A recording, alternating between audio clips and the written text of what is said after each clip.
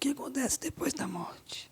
Esta é certamente uma pergunta que todos nós ouvimos uma vez na vida. E também é uma pergunta muito misteriosa, porque ninguém sabe exatamente, nitidamente, o que acontece depois da morte. E esse conceito de morte, para alguns, é uma coisa muito triste, porque talvez perdeu uns familiares, como eu já perdi uns familiares. É sobre esse tema, sobre o que acontece depois da morte, e sobre como preparar para a eternidade, parece assim, que eu vou retratar nesse vídeo da série Catolicismo Simples. Eu mudei um pouco o título, porque todo vídeo fica falando da série explicando a fé católica de uma maneira mais simples, é longo demais. Então, mudar para Catolicismo Simples ficou mais simples. Então, sem mais delongas. Basicamente, na fé católica, a gente acredita e sabe dessa realidade porque é dogma de fé, que a gente vai por dois destinos depois da morte. Ou o céu ou o inferno. E o purgatório eu vou explicar um pouco mais depois. O céu é uma coisa tão bela também.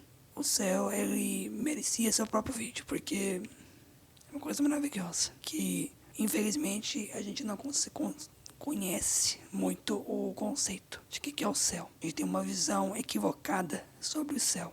O céu, então, é lugar... Como é que é o céu?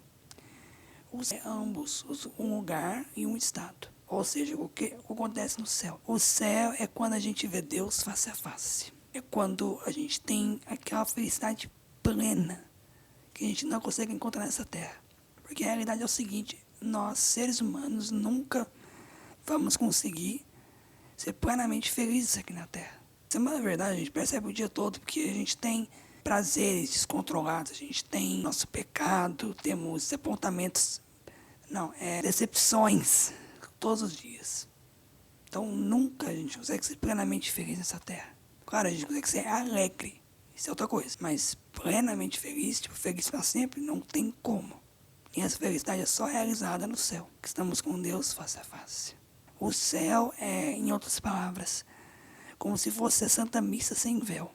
Porque o que acontece na Santa Missa, o que é a Santa Missa eu já expliquei em 2 vídeos anteriores, como se fosse isto o que acontece na Santa Missa. O Deus que desce, o véu fosse tirado. Porque, como também o vídeo anterior fala da Santíssima Eucaristia, o céu é a presença de Jesus. Sem o véu, a gente pode ver o rosto dele face a face. A gente basicamente vai conhecer todos os santos, a Santíssima Trindade, Nossa Senhora, São José. É uma coisa bonita, em que muitos santos meditaram sobre isso. Também eles tinham um profundo desejo de ir para o céu, para a eternidade. E também o céu é onde nada de sofrimento vai ter nessa terra. Vai estar lá. Nada, nada, nada de sofrimento. E como é que a gente sabe que não vai ter sofrimento lá? Porque a Bíblia mesmo comprova. Se for ir no Apocalipse, se você ir para Apocalipse, versículo 4. Deus mesmo estará com eles, ou seja, as pessoas que foram para o céu. Enxugará toda lágrima dos seus olhos. Já não haverá morte, nem luto, nem grito, nem dor. Ou seja, a Bíblia mesmo comprova que não haverá dor, não haverá luto, não haverá nada de sofrimento lá, porque Deus vai estar conosco, plenamente. Enfim, esse é o paraíso. Mas infelizmente tem outro lado, que é o inferno. O inferno é lugar de extremo sofrimento. Toda vez que Jesus vai falar do inferno na Bíblia, ele usa essa frase. E haverá choro e ranger de dentes. Ele não usa outro termo para descrever. De tão ruim que vai ser. E a realidade é essa. Jesus fala mais de inferno do que de céu na Bíblia. Para nos avisar. É tão ruim lá que eu não quero que vocês vá para lá. Porque o inferno, a realidade é, nós não fomos feitos para ir para o inferno. O inferno foi feito para o diabo e seus anjos. Ou melhor, para Satanás e seus anjos. Para ser mais específico. Deus não quer que a gente vá para o inferno. Deus não manda ninguém para o inferno. Essa é uma concepção errada que em algum gente acredita que Deus manda pessoas para o inferno, mas não. Isso é totalmente errado. Seria totalmente contraditório, porque se Deus é bom e misericordioso, como é que ele manda pessoas para o inferno? Isso é uma pergunta que muita gente pergunta. E como é que sabemos que é o inferno, então? Como é que sabe que o inferno foi criado justamente para Satanás e seus anjos? Na Bíblia também diz. Se você ir para o Evangelho segundo São Mateus, versículo 41. Ide para o fogo eterno destinado ao demônio e seus anjos. Aí, bem claro, bem claro. Mas o inferno, ele é sofrimento. Vai lembrar, ele é sofrimento eterno. Mas também, a realidade é que isso vai ser um pouco confuso de acreditar e vai falar, e capaz que algumas pessoas que vão estar assistindo esse vídeo vão falar que eu estou errado. Mas depois da reflexão, depois vai entender o mesmo motivo. O inferno é misericórdia de Deus também. É uma expressão do seu amor. E também de liberdade que Deus nos dá. Por quê? Você vai falar, uou, isso foi longe. Né? Eu vou explicar por quê. Deus é amor. E Ele quer que nós o amemos. Certo? E Ele, na liberdade, Ele não força a gente a fazer as coisas para Ele. Por exemplo, se alguém é chamado para ser padre, por exemplo, Jesus chama para ele ser sacerdote, mas também tem por livre escolha da pessoa também. Se a pessoa não quiser, Jesus não vai obrigar. Deus não obriga ninguém a fazer coisas. Claro, algumas vezes na Bíblia a gente vê instantes onde Deus obriga e manda. Mas isso aí é outra história, isso aí, outro contexto e tal. Para entender melhor da misericórdia de Deus sobre o inferno, vamos pensar o seguinte. Um pai que ama o seu filho, mas esse filho é rebelde. O pai tenta de tudo para mostrar seu amor, para seu afeto, o tanto que ele ama o filho. E uma expressão maior que o pai tenta dar é de abraçar o seu filho. Mas o filho odeia isso. Odeia quando o pai abraça ele. Portanto, toda vez que o pai tenta abraçar o filho, ele tenta soltar, tenta sair daquela situação. E a mesma coisa seria para nós. Se uma pessoa não quer amar a Deus, não quis saber de ir para a missa, não quis saber de rezar, porque odiou, não gostou, é chato, não tem menor motivo de fazer, prefere ir para festa, coisa assim, não quer saber de Deus. Tá nem aí. Não quer saber. Seria mais sofrimento para essa pessoa que odeia Deus ir para o céu e ficar com ele de toda a eternidade do que sofrer no inferno sem ele. Mesma coisa é para Satanás e seus anjos. Mesma coisa. Porque foi assim. Porque, sim, eles caíram por soberba, eles quiseram esse destino.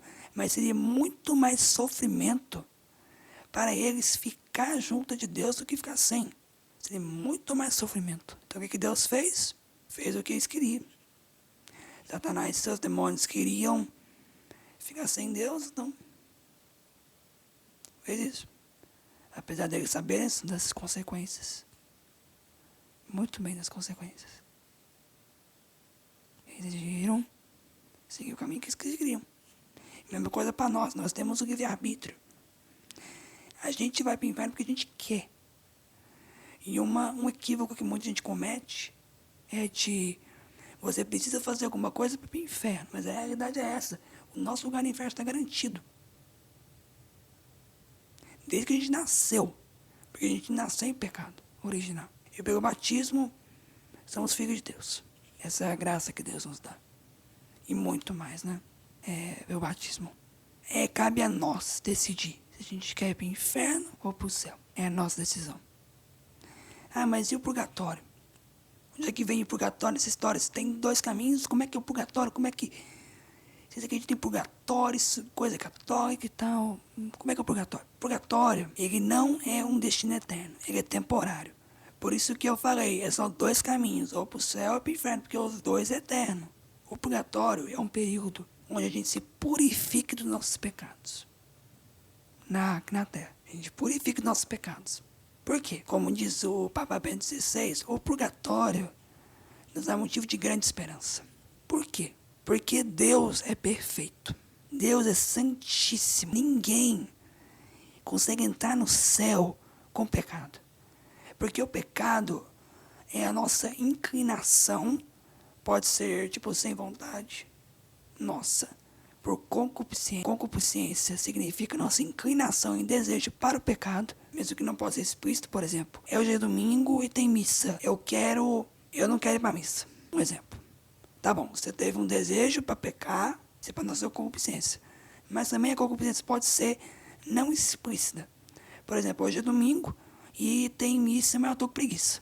Eu quero ir para missa, mas eu tenho um pouquinho de preguiça. Isso é a concupiscência.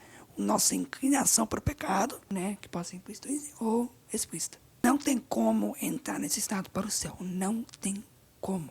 Não é como os luteranos e outros protestantes falam. Que eles acham, como Lutero pensou primeiro, que quando você tem fé, Jesus te salvou e você entra no céu como se o pecado estivesse disfarçado pela misericórdia de Deus. Essa é a visão que Lutero teve. E, consequentemente, outros protestantes também tiveram. E isso não é esperança nenhuma. Isso não é salvação. Por quê? A gente comete pecado o tempo todo. Todo dia a gente comete pecado. E, às vezes, a gente consegue perceber de tão pecadores que a gente é. Então, como é que a gente vai entrar nesse jeito miserável para ficar com Deus? Isso não é felicidade, isso é sofrimento, isso é miséria. Portanto, um equívoco. O purgatório serve somente para isto. Que quando você vive uma vida, por exemplo, uma vida de buscar a santidade, e eu vou explicar um pouco mais tarde, um pouco depois, sobre a santidade. Dá um exemplo, você viveu uma vida justa. Você não cometeu nenhum pecado mortal. Só que, infelizmente, você tem alguns pecados para pagar que você não conseguiu, tipo assim, desapegar totalmente de um dos pecados. Você morre. No purgatório, você apaga esses pecados, se purifique para entrar no céu. Uma analogia disto é que, vou dar um exemplo, você tem uma blusa branca, você está caminhando, está com uma blusa branca. E você estava indo para uma festa, quando isso aconteceu, você estava indo para uma festa. E tal, você teve que lavar essa roupa. Só que ainda deixou algumas manchas que não saíram. Só que a máquina não pôde lavar as manchas totalmente, você tinha que lavar de novo. Pra você lavar totalmente. Só que eles disseram, não, é mancha. Só que não teve tempo. Tinha que lavar de novo pra poder tirar todas as manchas, só que não teve tempo, você ia chegar atrasado. Você não ia dar tempo de você fazer isso. Quando você chegou à porta da casa da festa, você não pôde entrar, porque você tinha que estar tudo limpo, era uma festa, e eles não deixaram você entrar. Você estava totalmente preparado para a festa, porque estava um pouco sujo.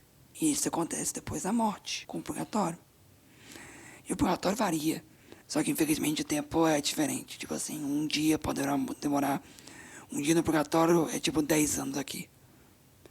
Então, né? Lutemos para ir para o céu direto. Agora, se no inferno é tão fácil de ir para o inferno, porque basicamente você não precisa fazer nada. E o pior é que existe um pecado que a gente comete que vai nos levar direto para o inferno, que é o pecado contra o Espírito Santo. Que Jesus fala, né, que é o único pecado que ele não perdoa.